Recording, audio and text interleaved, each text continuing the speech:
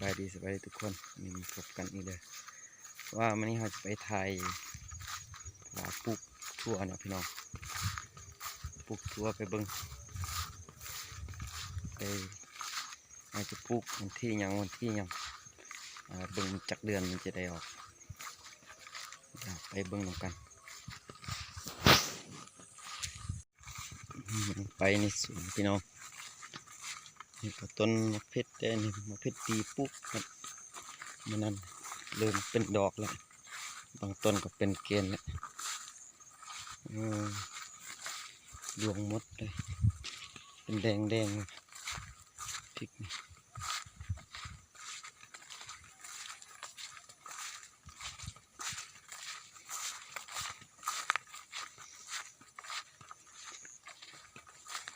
เพราะว่าฝนตกน้ำอังอยู่ในนี่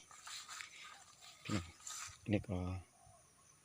ปลูกถั่วแหละอยู่ในนี่ปลูกวันที่15นะพี่น้องถั่ววันที่15ถั่ววันที่15ตัว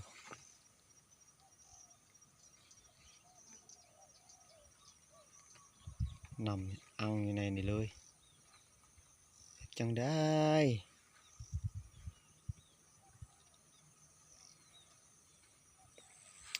ฝนตกเนาะลองดูไปเบิ่งอันนี้ผักฮูดว่าชนิดหนึ่ง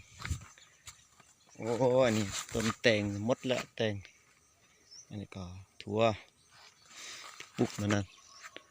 อันนี้ลืมเลยว่าเดือนอย่างปลูกตอนนั้นลืมเป็นเลยนี่เป็นยังคือว่าเรื่องแต่ว่าถั่วอันนี้ก็ถั่วคือการปลูกวันที่16นี่ที่16ก็คือมื้อนี้นะที่16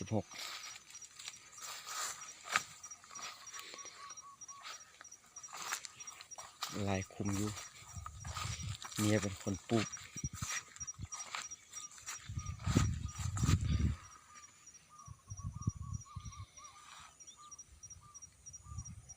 เดี๋ยวจะขึ้นไปเบิ่งพุ่นอยู่ทางนี้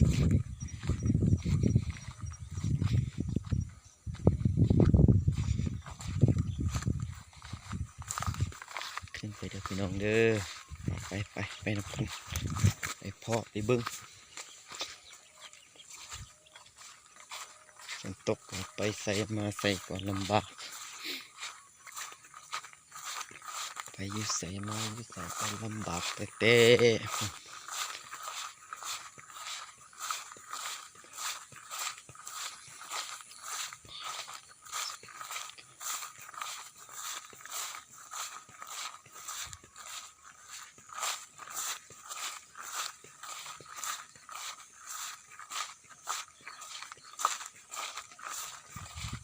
นี่จุดหนึ่ง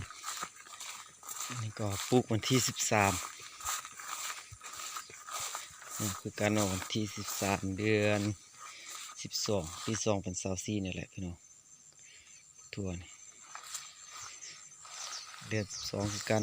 2จุดเมื่อกี้ก็คือกัน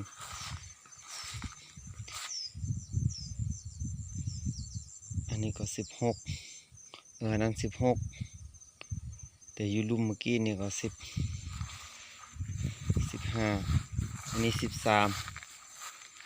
ปลูก13ยังบอกเถอะที่13เดือน12